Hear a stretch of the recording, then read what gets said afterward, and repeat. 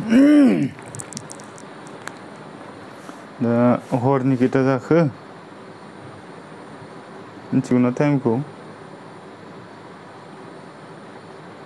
हरनि 11:05 जाबाय बेबायदि फोरोंथाइ होनायनि थाखायसो सानजारां रोदोम मुलुगसोलोंसालिया थांनानै दं दिनैनि तारिखसिम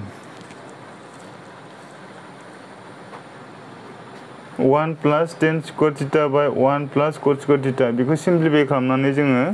माबा मोनसे रिजाल्ट मोननो थांगासिनो दं बेखौ माब्रै जोङो मोनगोन बेखौ नायदो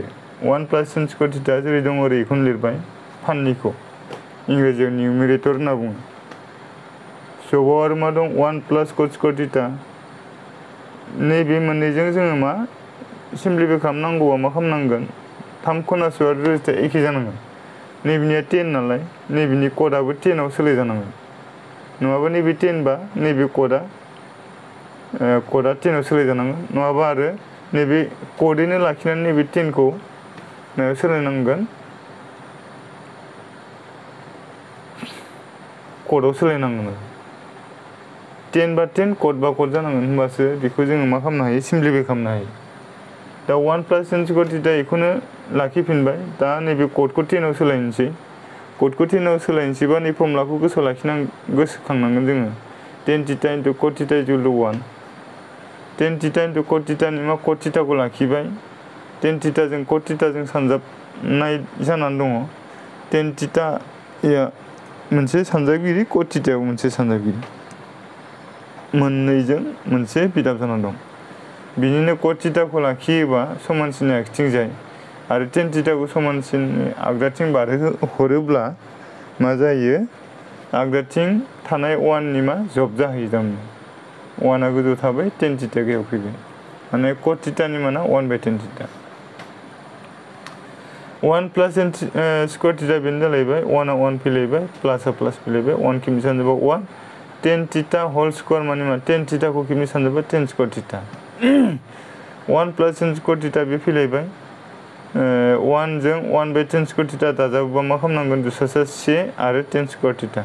से आरो tan स्क्वायर थीटानि दुस'या tan स्क्वायर थीटायानो 1 जों नैबे tan स्क्वायर थीटाखौ रानोबा tan स्क्वायर थीटाजों 1 सानजाबा tan स्क्वायर थीटा प्लासआ प्लास फैलायबाय tan स्क्वायर थीटाजों tan स्क्वायर थीटाखौ रानबा 1 जों नै 1 खौ सानजाबा 1 दाना मा खालामदो जाय दोंसे बोखाव खोन्दोआ समानसिनि सिदा दं बे दोंसे बोखाव खोन्दोखौ सानजाब खालामना होदो अब्लाना 1 + tan स्क्वायर थीटा बे थाखाबाय समानसिननि सिदा थानाय बे बोखाव खोन्दोनि सायाव नैबेखिनिया दं बेखौ लिरग्रोबाय बे बोखाव खोन्दोखौ सानजाब खालामनायनि उनाव मा जाहैगोन बे बोखाव खोन्दोनि गाहायाव थानाय tan square theta + 1/tan square थीटाया मा जायो बेलथायगोन माने जबा फान जाहैगोन आरो tan स्क्वायर थीटा आरो tan स्क्वायर थीटा + 1 आ गाहायाव फैबाय आरो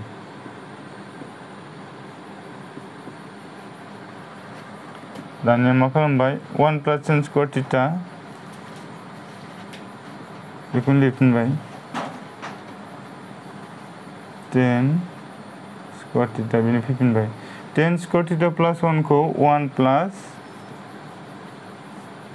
tan स्क्वायर थीटा बिदिबो लिरनो हायो आरो ओमफ्राय बिनि उनावहाय मा जाहैबाय लास्टआव मा खालामबाय जायगा थोआखिसै आंनिया जबाव थानाय 1 + tan स्क्वायर थीटाया नैबे 1 + tan स्क्वायर थीटा फानजों दानजाबाय आरो एखे बिदाब 1 + tan स्क्वायर थीटाजों 1 + tan स्क्वायर थीटा दानजाबा tan स्क्वायर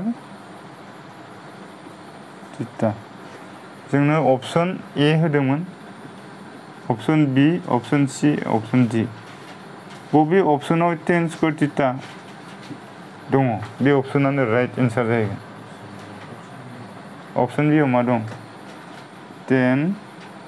स्क्वायर थीटानो अपसन ए आव मा होदोंमोन sec स्क्वायर थीटा अपसन सी आव मा होदोंमोन cot स्क्वायर थीटा अपसन डी आव मा होदोंमोन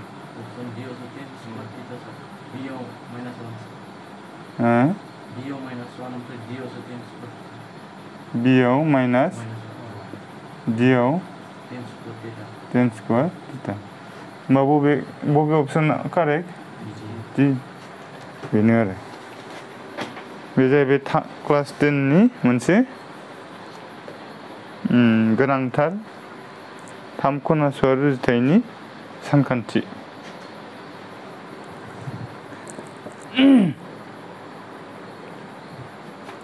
The more practice, the more ideas you will get. That's why you must lead your journey of practice continuously. If you want to be hero in mathematics, you must lead your journey of practice continuously. The more practice, the more ideas you will get. The more practice, the more excellent you will be. प्रेक्टिसनि सायावसो maths. हाजासे दुरबलबाबो बियो मा खालामनो हागोन? Practice खालामबाय थायोबा बियो मेथ्सआव मोजां नाम्बार मोननो हागोन आरो।